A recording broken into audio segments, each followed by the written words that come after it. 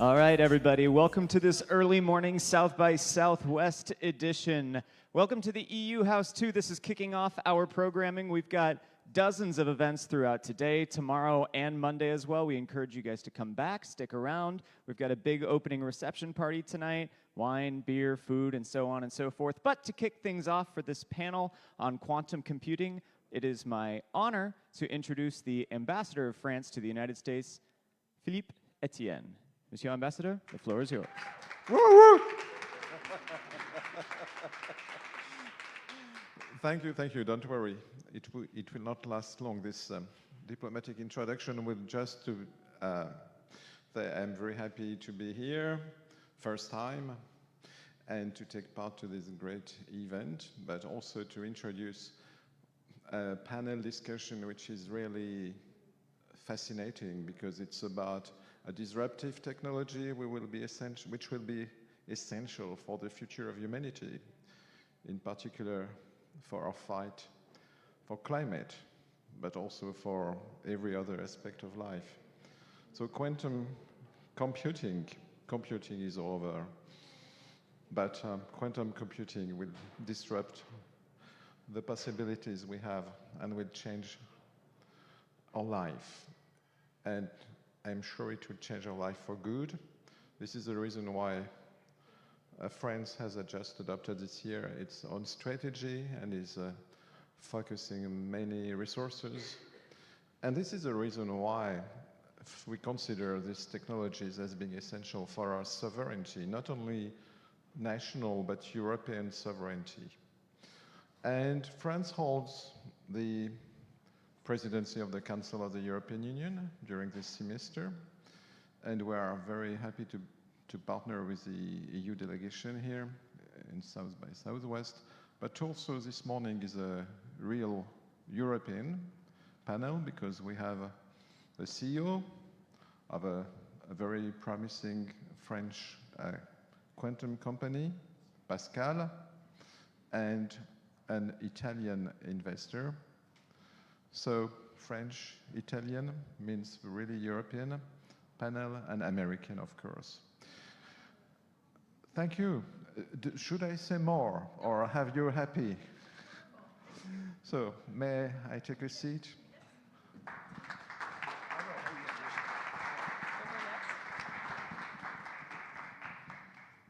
think we're good to go. Thank you. Thank you, Ambassador Etienne, for that welcome and kicking us off to the first program here at the beautiful EU House. We've worked with them for several years. I'm Liz Wiley. I'm a technology attorney here in Austin. I'm also the Honorary Consul of France for Austin and part of our wonderful French-American Chamber of Commerce of Texas and French Tech Austin.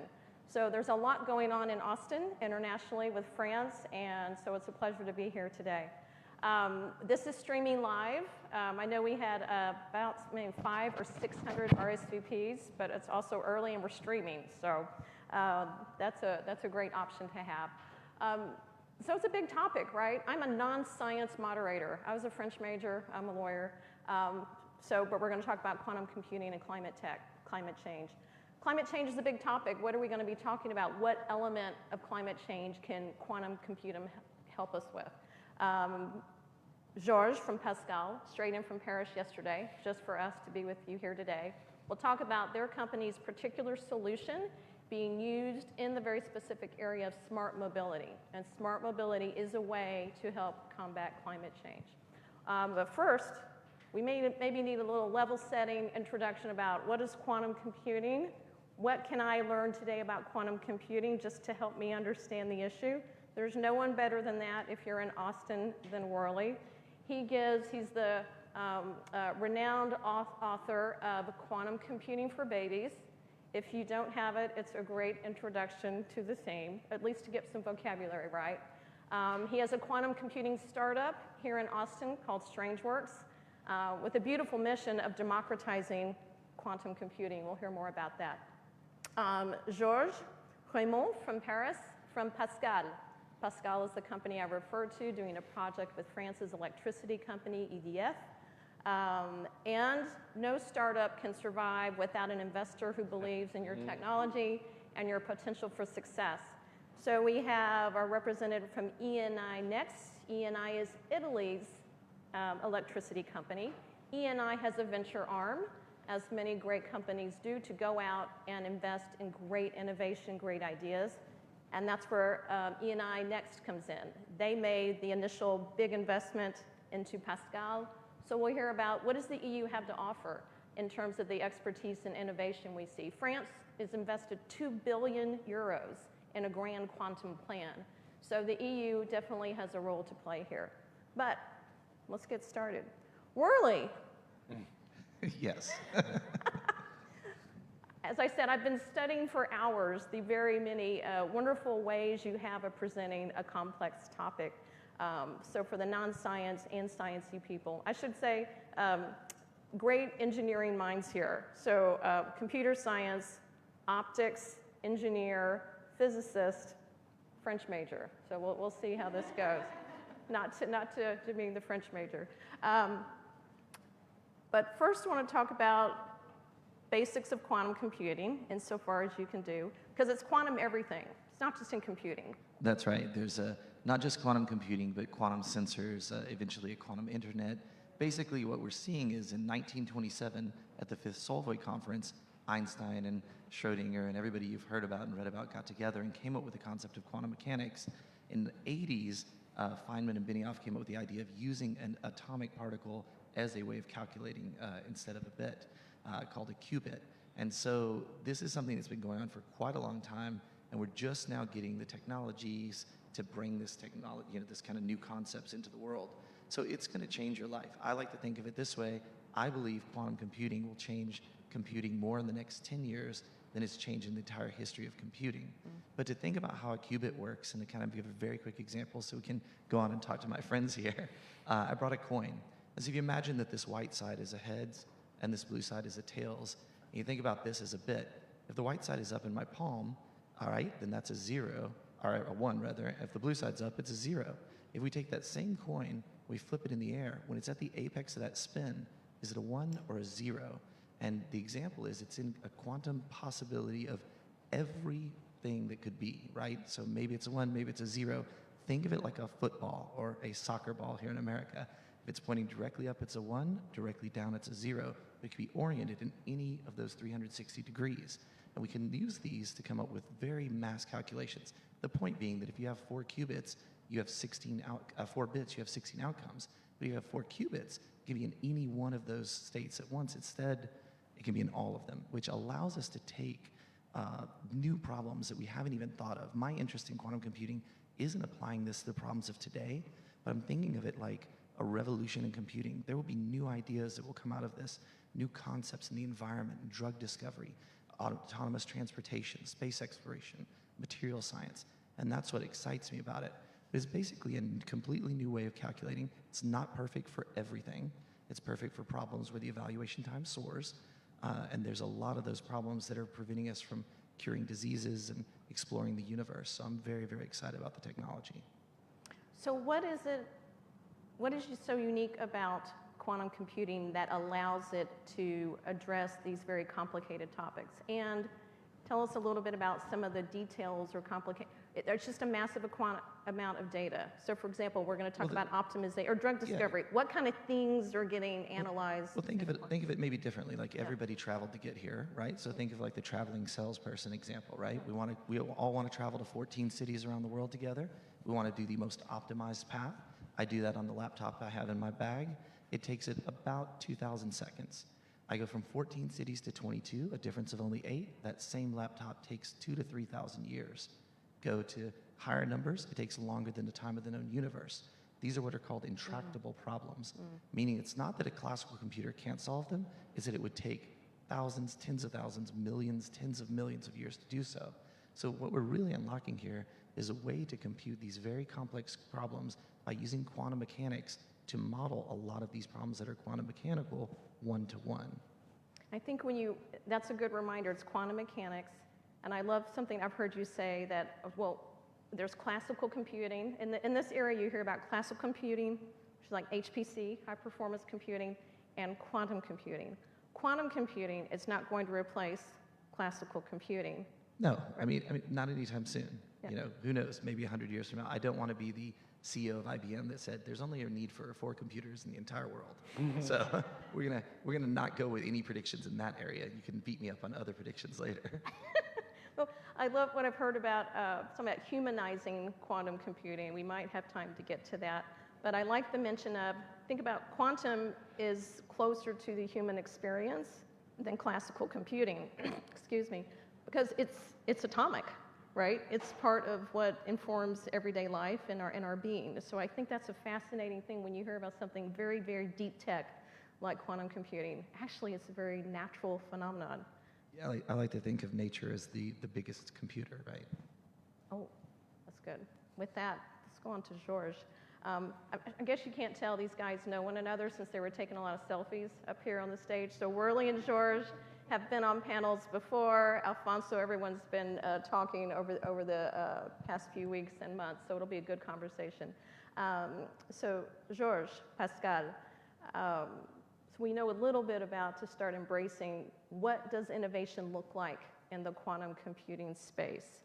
I do want to say Pascal has won an amazing bunch of awards. So French-American Business Award for Excellence, Nouvelle Usine named them Startup of the Year, and this is an award that goes to not just, oh, great job, startup, but startups that are really addressing society's big challenges of today. So it needs to be a big solution, a big innovation on a big societal topic of interest to us all. And from what I understand too, I mean, it's optics, it's very complicated. But what we want to hear about today, talk about a little bit about Pascal. It too came out of a European project, right? And then EDF, France's electric company, approached you for the solution. And in only 3 years, the company has just grown tremendously. So you must be doing something right. So can you tell us what the innovation is that you're doing in quantum? Is it because of the optics? Is it because the room temperature? Can you imagine if with all that heat being generated, talk about those kind of things, and then we'll talk about EDF project. Okay, thank you very much for this kind introduction. So my name is George. I'm the CEO and co-founder of Pascal. So Pascal is a French company which is located in Paris, and we are actually building quantum processors out of a very specific technology that I will talk to you about later on. So the challenge today about quantum computing, we know that there is this tremendous potential to solve the most difficult challenge that we are facing. And today, the difficulty is really to build a processor which is large enough to address industrial projects. So far, we've been only solving kind of toy models. And this is the challenge everyone is looking for. That's the holy grail of the next years. And at Pascal, we believe that thanks to our technology, we may be one of the first to reach this industrial advantage. So it means that for EDF, our first customer, which is a global electricity provider, and it's not by chance, quantum computing is a real solution to fight climate change. It's not by chance that they are our first customers. And we foresee this first industrial advantage in 2 years now. So it's not science fiction anymore. So we are able to do that thanks to the technology, which allows us to scale the size of the processor, to control a lot of coins that are flipping, which are in the superposition of 0 and 1. Basically, our technology has the world record in terms of qubits. And second, we are also building applications on top of that. And thanks to this strong correlation of software and hardware being embedded in the solution, it's very powerful. Because basically what happens, it's lowering the threshold to reach this advantage. Because we can design very specific applications that are tailored to the strength of the processors. And this is very efficient. And this is why we think that in 2 years we will be able to provide this kind of solutions. So EDF's project is in smart mobility, right? We talked about smart mobility as one area where we can address climate change. So I did the examples, like how can we make this real to people to understand the massive amount of data that has to be addressed, computed, to deal with optimization. For example, I said, so I have a hybrid car, not ready to go all electric. I'm worried about getting out to visit my family in far West Texas. You know, that's probably the biggest, one big mental barrier, because if we all drove electric cars, reliance on fossil fuels would go down. Can you talk about, you said there's so many variables to enter into the decision of how to figure out when people should charge those cars and when. Could you talk a little bit about how EDF is approaching that problem and how consumers will benefit from that? Yes, sure. I mean, at least if a solution can be complicated, the problem I think is easy to grab. So I know that in Austin, you are hosting now one of the largest Tesla factory, which is dedicated to build thousands of electric cars. So imagine a city like Austin with each inhabitant having an electrical car. At the end of the day, everyone wants to charge its vehicle, right? And of course, it's create a huge demand with limited resources. So you need to manage that better smartly if you wish to make it work. Otherwise, it will not work, and people will not use the cars.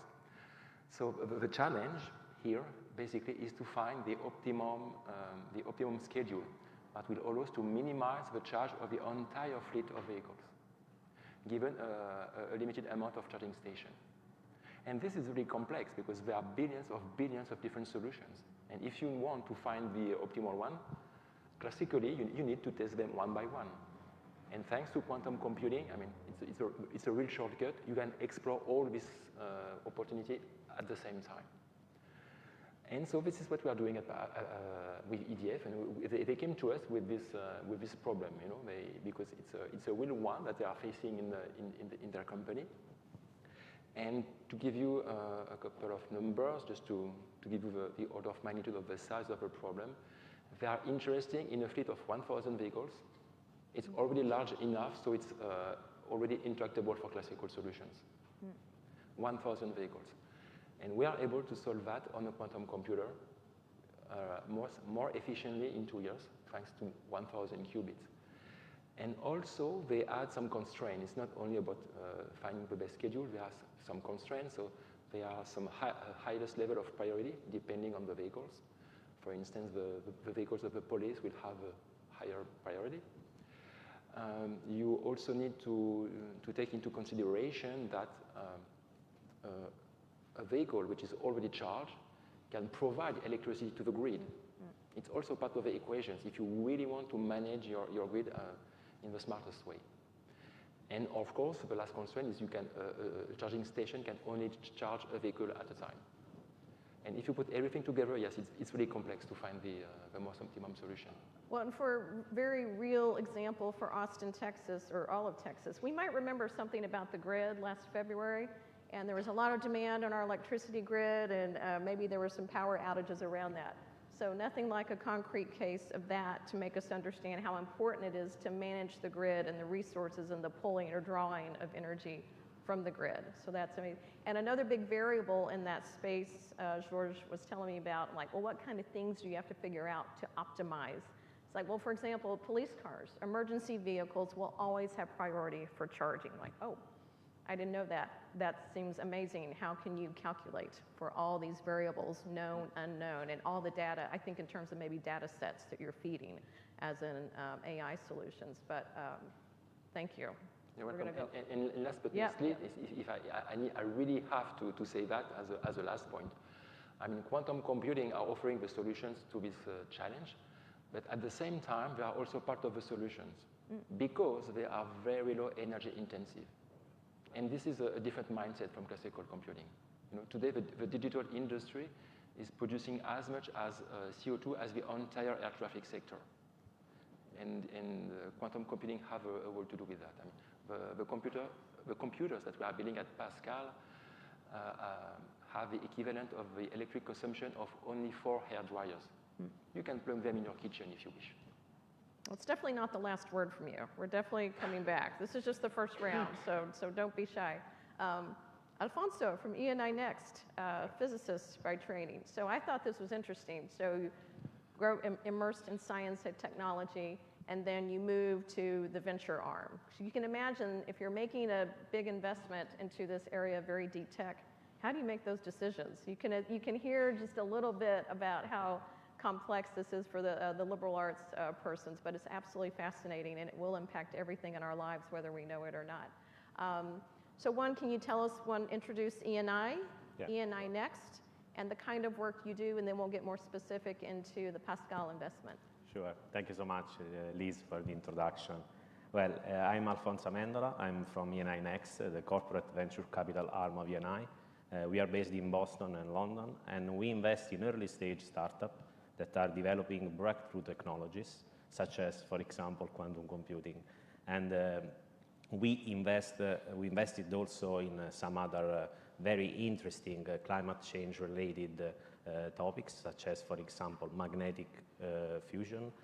We also invest in energy storage, in hydrogen. So we are trying to cover all the aspects of decarbonization in order to find out the best technologies to take climate change. So I'm very, let's say, interesting to stay here together with this outstanding panel, because I do think that quantum computing can enable a lot of different solutions in order to tackle climate change.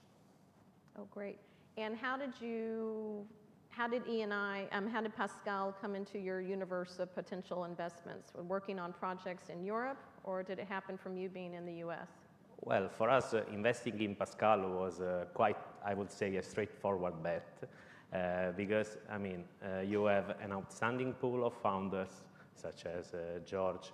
You have a great pool of investors, and you have a wonderful technology, because at the end of the day, Pascal is developing the full stack, so hardware plus software. And this, for us, as E&I, it's very important, because in this way, you can think to combine the quantum computer with our green data center, and this this can make a great, gigantic step towards a lot of different solutions we are hungry for. So that's a good reminder. So E&I Next is a big investor, uses a lot of HPC exactly right now. So can you talk about what's appropriate for HPC and what's appropriate for quantum projects? Or maybe we need to clarify too, a lot of this, the full promise of quantum computing is not here yet. Is that right? Yeah, we'll exactly. come around to that. yeah, yes, it's not here yet, but you have to be ready. So because at the end of the day, quantum computing is an exponential technology. So you have to be ready for when quantum computing will be finally a technology off the shelf. And for this reason, we are thinking a lot of different applications that combine the power of existing green data centers, so high performance computing center, with quantum computer. And at the moment, we are studying a lot of possible applications, for example, in the fields that George was mentioning, optimization, but also I would say in quantum machine learning, because, for example, quantum machine learning can help the discovery of new advanced materials. So we will see. Well, I think that's so interesting. Full promise of quantum computing is not here yet, but the advances are tremendous. The processing power is getting bigger and bigger and faster and faster. So there are real life use cases you can apply it to now, even though we don't have this big giant quantum computer yet. Is that right? Did I use my words right? Okay. Because part of what Worley's company is working on, I'd like you to talk about that a little bit, is it's like, okay, if we're moving to, or there is a space in our science technology sector for quantum computing to be used for certain sectors, and great innovations can come from that. The amount of money to invest in this space is quite significant. It's in the hardware. So how can new developers, new people in the field get access to these tools, Worley, to work on those? That's true. I mean, so at StrangeWorks, that is our focus, is we're wanting to democratize the technology, but not just because we think that this is going to be a giant paradigm shift in computing, and I think those opportunities should be more evenly distributed, but as importantly, there won't be any talent. When we first started the company in 2018, there were only about 4 master's programs in quantum sciences, right? Quantum information science. Now there's 37. But they still won't turn out enough students. There's probably, I think, maybe a couple hundred people in the world that really matter in this field. but there's a need for tens of thousands of workers in the not too distant futures, if not hundreds of thousands.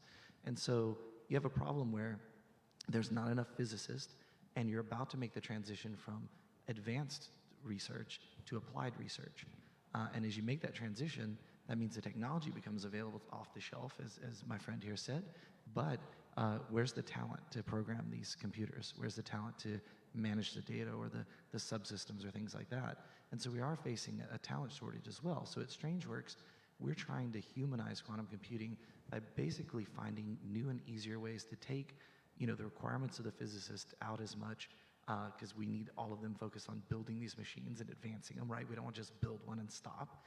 By taking the developers and make it easier for them to build tools for other people, though, data scientists specifically, people doing research in oil and gas or chemistry or whatever, to use the tools they already use and the processes they already know to access this compute technology. It's such a fascinating area. The fact that you can have a quantum computing startup just sounds amazing to me. But there's actually a really big role to play for startups in this space, I've learned in preparing for this panel. So, Alfonso, we talked about that. Maybe you and Georges could speak to. Google is in this space, IBM, a lot of funds and doing some big things. What is the role of the startup? How can the startup help aid the advancement of quantum computing? Yeah, well, it's a difficult question. Basically, I think that startup can play a very big role in this, let's say, worldwide race.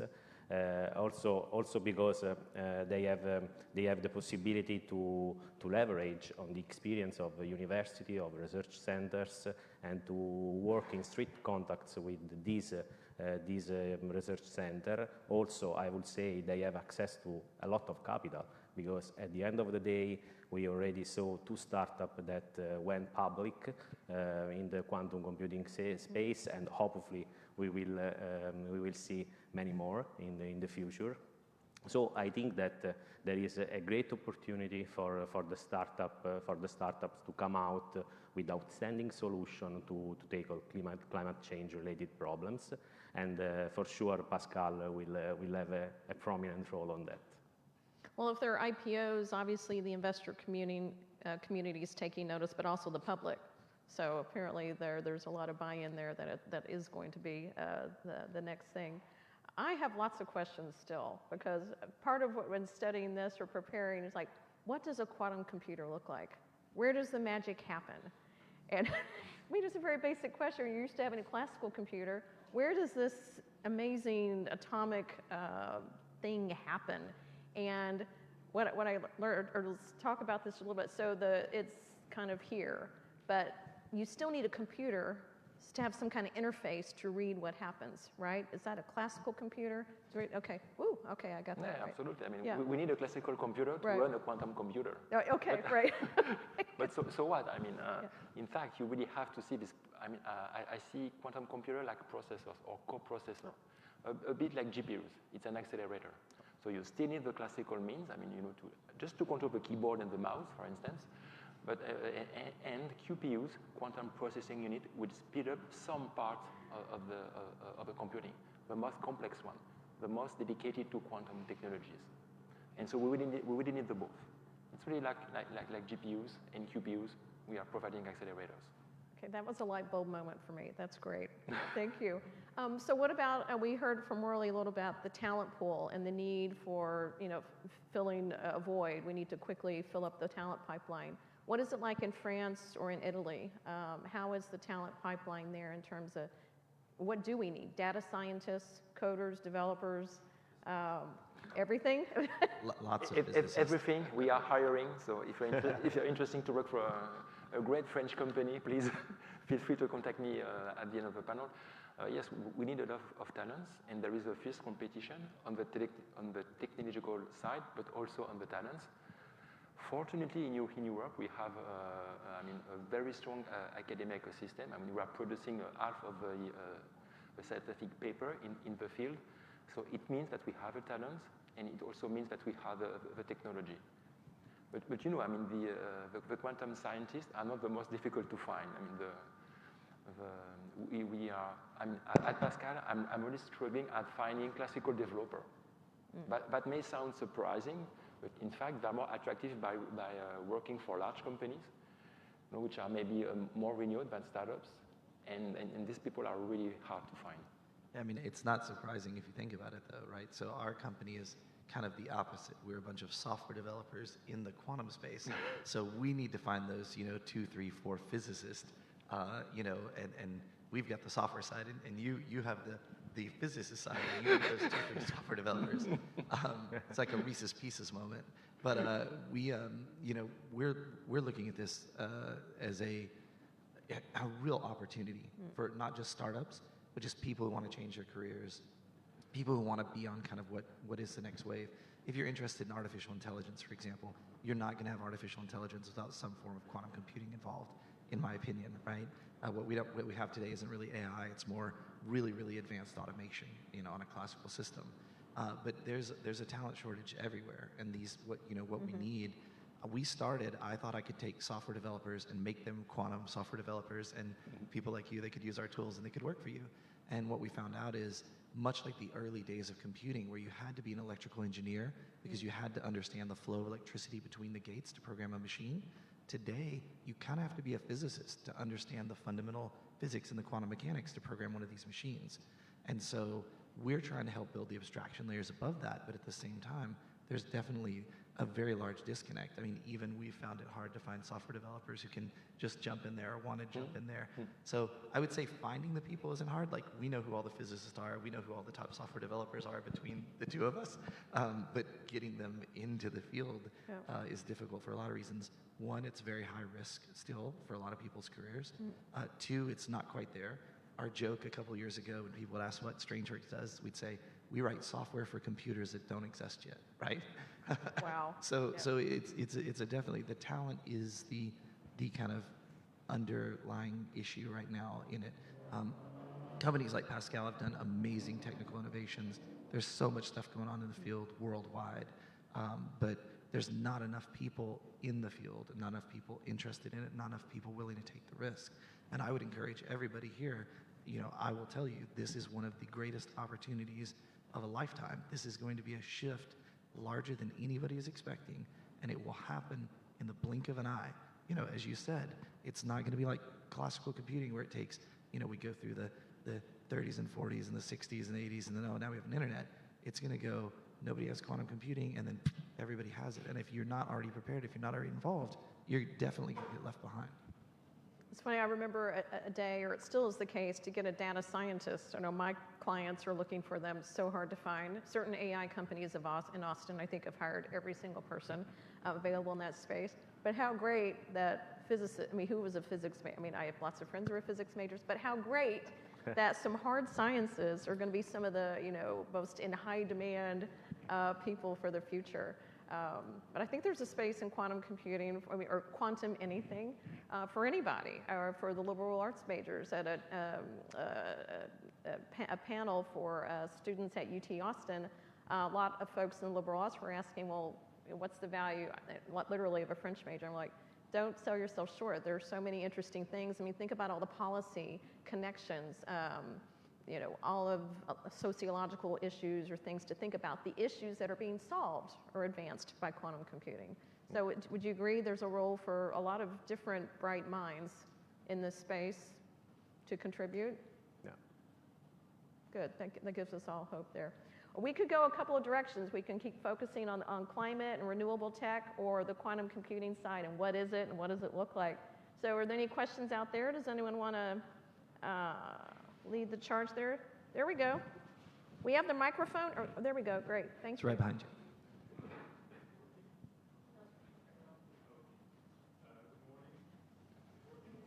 No, It is not on. if you come Yes, forward a little bit. we can hear you. Yeah.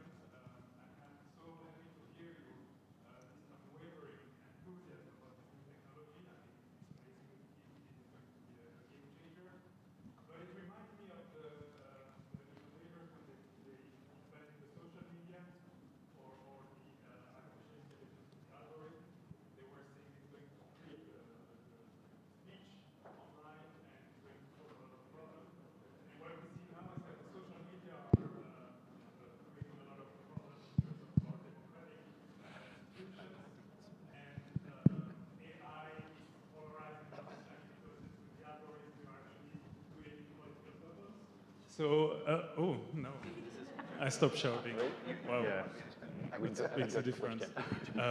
So my question is not thinking of stopping any technological development, of course, but since it was not done for social media or algorithm, are you also reflecting on the potential risk mitigation of this new technology? Because the tradition of being really enthusiastic about technology is a Western tradition where it's based from the Enlightenment. We believe in progress and we think it's going to solve problems. That's what you present here.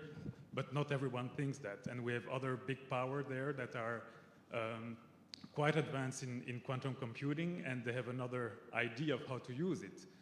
So I was wondering if when you are developing your technology, do you also think about risk mitigation? Do you talk to the lawmakers to inform them because they are not able to understand what you're doing, and to anticipate how this new technology will not disrupt our liberal democracies, basically? So that was my question. Thank you. Well, it's a tough one. Good luck. And many aspects behind that. So first, I'm the CEO of my company. I'm developing this new technology. I think it can be useful for mankind. And I mean, what we will do with that is not of. I cannot do everything as for me. And of course, I'm asking this question to myself. And for instance, we are talking about climate change. So we think that quantum computers can help solving climate change because there are this and these applications. Okay, that's one point. But for me, the most important one is that these technologies are very low energy intensive. And this is game-changing compared to what has happened so far. In the history of humankind, usually the new technology was more intensive than the last one. And at least here, for the first time, I can see a difference. And for me, it also makes a difference, when I made the decision to create Pascal. So I don't know if I answered directly to your question, but Worley has this is my favorite topic. It's ready to jump at you. So first of all, the word you were looking for is China. It's okay to say it. They have very advanced quantum computing program, and everybody is suspicious of their intentions. It doesn't matter. This is not AI. This is the space race of our generation. This is the fundamental technology that will shape the world. And that's why all of the governments are investing so many billions of dollars and euros and yen and everything in it. That's why there are so many startups. Now over 800 startups worldwide. Since I started 3 years ago, there were 12. Okay, this is taking off for a very big reason. But what you're talking about is unintended consequences, which is my favorite thing. And for those of you who don't understand unintended consequences, I have a great example. In the closet in my office, I have a giant picture of Steve Jobs. And how did I get this? Because the IEEE was doing a charity with a guy named Tim Decker. He's a famous speed painter. And they said, Worley, will you help us promote this? We want to raise some money for this charity. And I said, of course. They had a picture of the Statue of Liberty. They had a picture of Steve Jobs. And they had a picture of Einstein. And I said, I'll do even better than that. You think you're going to get $200, I'll bid $500 on each picture, and I'll tweet it out, I'll put it on the social networks, etc. And so months and months later, we arrived back to our office, and they were complaining there was a giant shipping crate in the office. And when I opened it up, lo and behold, I was the new proud owner of a giant, evil, menacing picture of Steve Jobs that I have no idea what to do with it. But my wife said, is not coming home, right? So this is an unintended consequences. I wanted to help this charity. I ended up with something I had no intention of getting. This happens with all technologies. The encryption arguments you hear, who cares, right? In the World War, Germany had a machine called the Enigma machine that nobody could break. Nobody uses that for encrypting any messages, right? Because technology advances and it changes. I'm also on the positive side of this. This will bring better technologies, quantum encryption, an internet using entanglement, where if anybody tried to view your message, the whole thing would get destroyed. It would be impossible for them to do.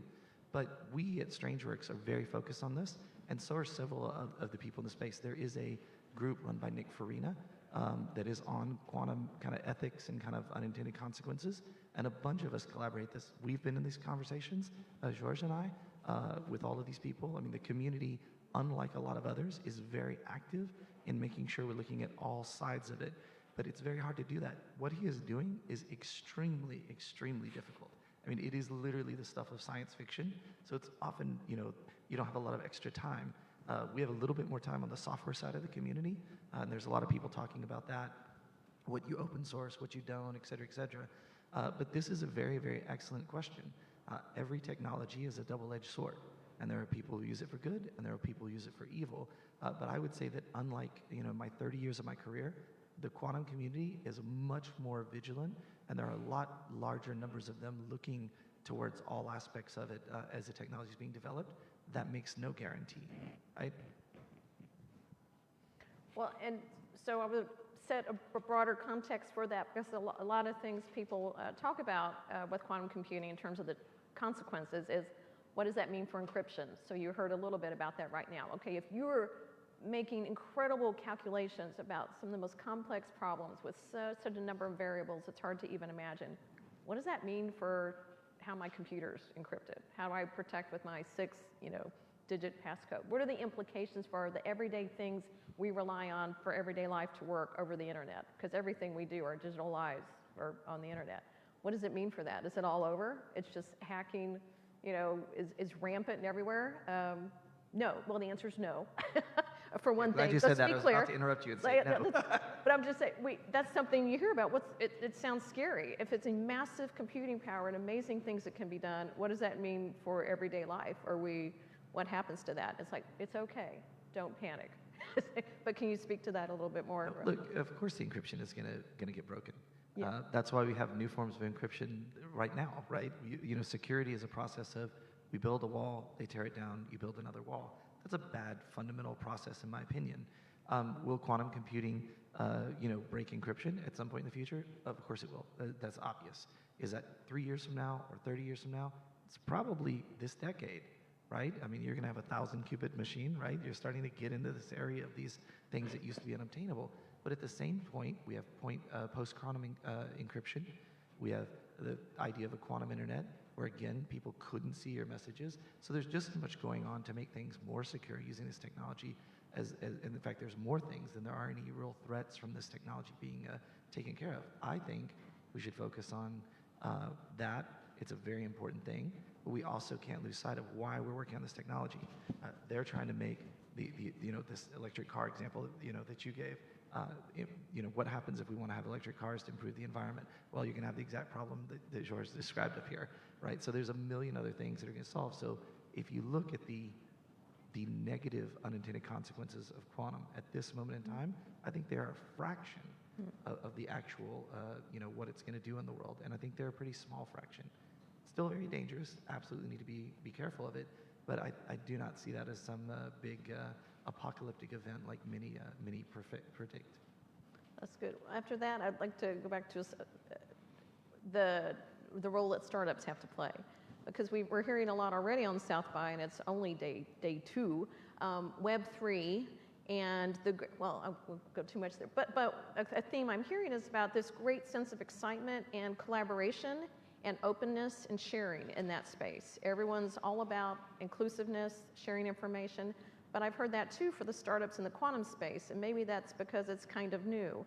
Or where is this spirit? It's not overly competitive or like fighting for dollars. It sounds like there's this beautiful environment, kind of how the Austin startup culture started, as we talk about. We're a musician culture, and our startup culture is very much based in genuine interest and fascination with what everyone's doing. Are you seeing that among the startups you invest in, Alfonso? Yes, absolutely. Like in all the exponential technology, there is an open community. I can do another example. For example, in nuclear fusion. In nuclear fusion, a lot of startups are popping out all over the world, I can say. And you see a lot of collaboration among these, a lot of patient capital, because at the end of the day, they need to have a lot of capital in order to run their operation. And you see a very good sense of collaboration. And this, of course, can shorten the timeline for developing the technology, for sure. So is that happening across Europe, Georges? Do you see the startups in these deep tech spaces and quantum being collaborative and sharing as much as they can? I'm like to do patent work, so you don't want to share too much, but Yeah, I mean, definitely. I mean, the field is still very native. I mean, we are at the beginning. Most of us are coming from the academia, so we have all this partnership and collaborative spirit. And I have to say that the field is very refreshing. I mean, not so many people. We have the impression that we all know each other, which also matters. And yes, and there is definitely a collaborative spirit. You know, I mean, what we are doing is so difficult. I mean, we cannot do it all by ourselves. We need to collaborate. This is absolutely mandatory. There's no other options. And when you say you can't do it by yourself, it's in terms of just discussing informally with meetups, or how has it been during COVID times? Has that impeded the speed of working together and having that collaboration environment? Yeah, it's finding solutions together. I mean, for instance, I mean, I'm controlling my qubit with lasers. This is really hard to do. We are focusing on that, but it means that you need the laser as well. And they are difficult to build because we are using cutting-edge technology for this. They are the best of their class, but still we are not at the level that we would like them to be. So it means that some people have to improve them, and we're going to do it by ourselves. It's an entire industry by itself. This is the kind of collaboration we need. That's great.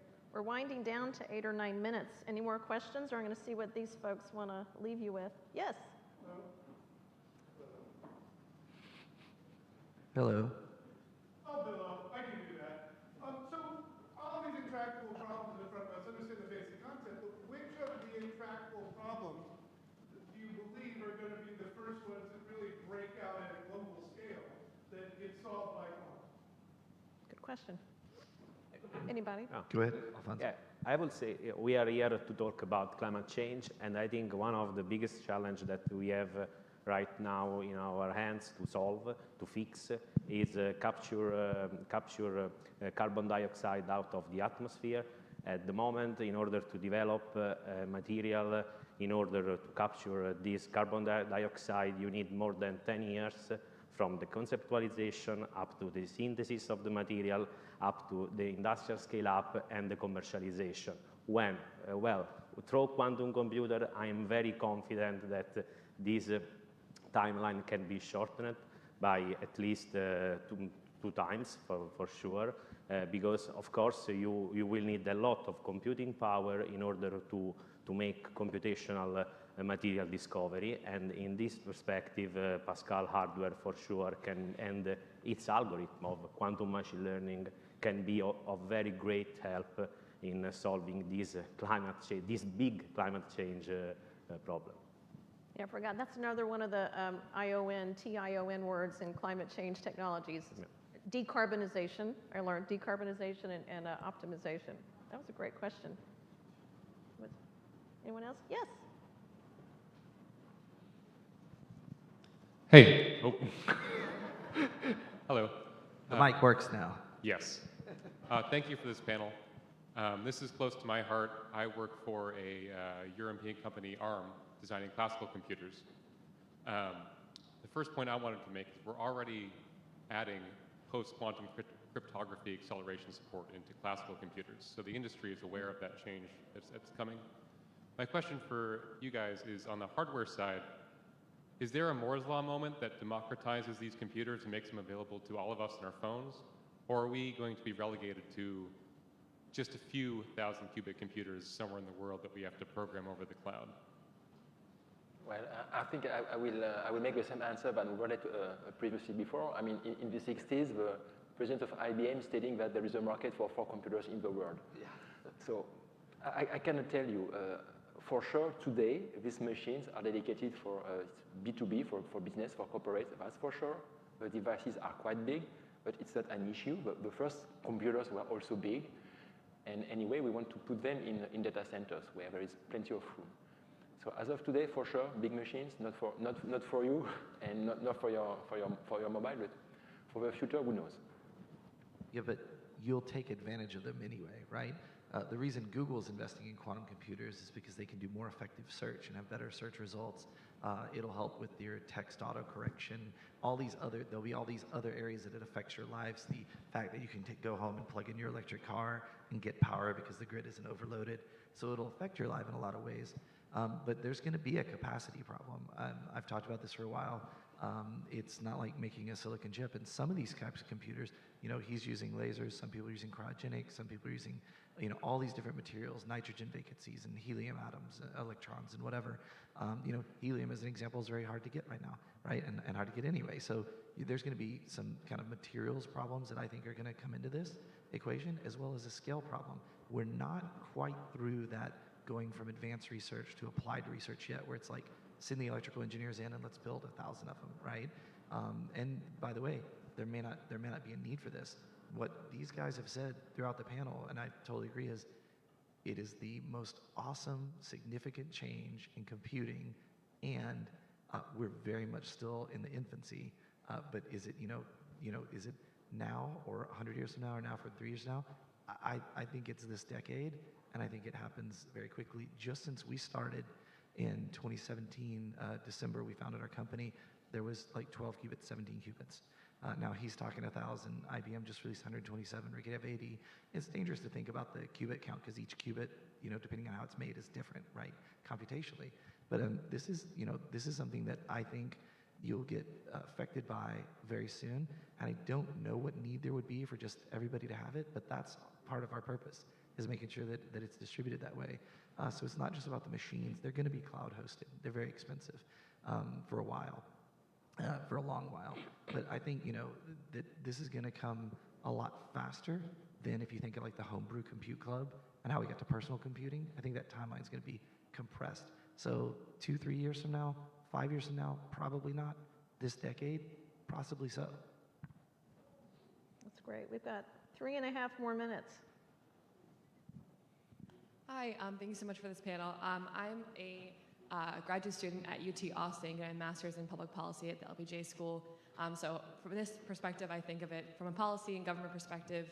And I'm wondering, this might not be the best metaphor, but I can only think of cybersecurity as kind of like a good metaphor for how we kind of fell way behind with the government kind of knowledge sharing and agencies to actually assist in getting kind of cybersecurity a bit under control.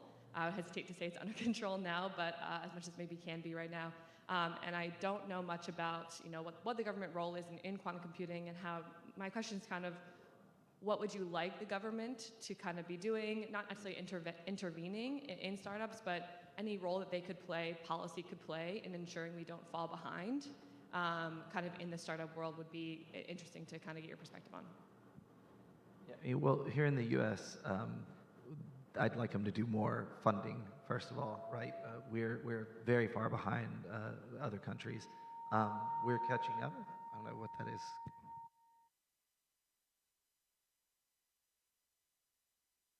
I don't think it's mine. I think it's the audience mic.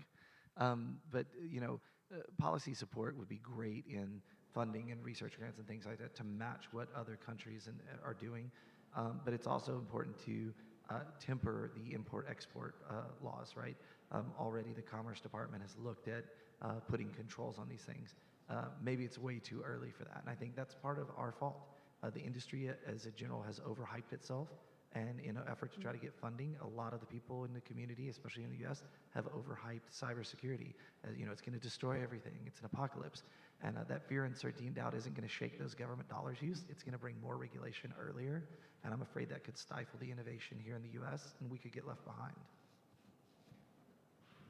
Is that it? Yes? Last question, probably. Okay.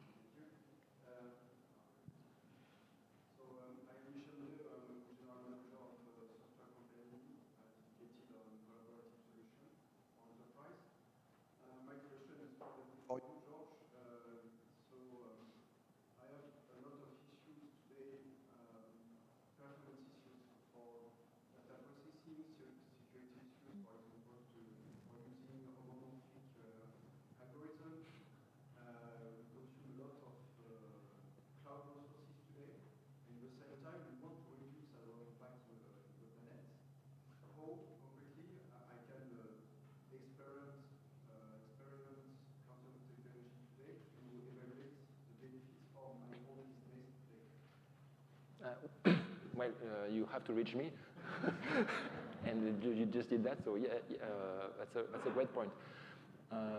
Yes, we need to. I mean, to identify the good use cases, we need to discuss, because I mean, it's not that easy to find a complex use case that is fitted to a quantum computer. You already need to work on that. So this is what we are doing with our current customers, by the way. That's the way we followed with ETF. So if you think you have something, just reach me. I mean, we will put the technical team together, and most of the time, after a couple of meetings, we find out what we can do for you or not. And then there is a full quantum journey, starting from theoretical work, trying to figure out which algorithm I can put in place to solve your challenge. Then we can emulate it on a classical computer. So it's an emulation at a very small scale, but it's enough to assess if the solution is working. And finally, we can go to the implementation on the hardware. And if you want to have a look at what we can do with that, we have an open source framework, which is called Pulsar. It's available on internet, I mean on our webpage. And it comes with tutorials, with examples, and you have everything you need to start developing programming with our computers. That's great. We're about at the end now. We read flashing lights, but any final words here? I think quantum computing is an important topic. Climate change is an important topic. And I love that we had people come from all over the world to be here today to talk to you about this, to show how important the topic is to them and to share that information. And really, you have 16 talks, in the past few weeks, and he's barely hanging in there with his laryngitis. So thank you so much, all of you. And fair warning, if any of you were here to ask me a question, David is going to immediately run me into. He just went to get a car because I have to be at the Quantum Capital Factory. That's right. I know we have a hard stop. We have a hard stop on that. But please join me in thanking our wonderful speakers.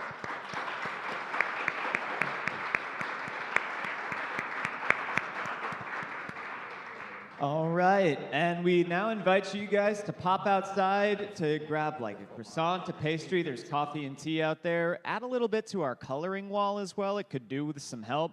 Or continue to explore our venue, engage with the people in the dresses, learn about the ocean, the European Union. Feel free to ask questions, and come back later tonight for some wine, beer, and a lot of good music. Thanks, everybody.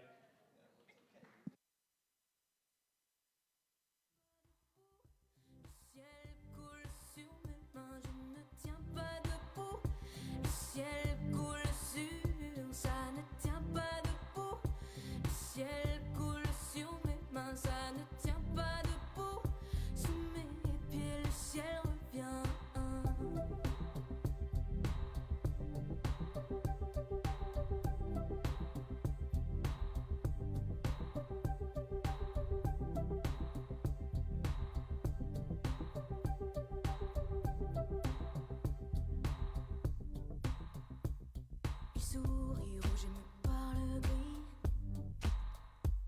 Je fais semblant d'avoir tout compris. Et il y a un type qui pleure dehors. Sur mon visage de la poudre d'or. Je ne tiens pas debout. Le ciel coule sur mes mains. Je ne tiens pas debout. Le ciel coule sur, ça ne tient pas debout. Le ciel coule sur mes mains, ça ne tient pas debout. Sous mes pieds, le ciel revient. Nous et la manne, on est de sortie. Pire qu'une simple moitié, on compte à demi-demi. Pile sur un des bas-côtés comme des origamis. Le bras tendu pareil, cassé tout niqué, plié et plié. Ces enfants bizarres, crachés dehors comme par hasard. Cachant l'effort dans le griffoir. Et une creepy son gant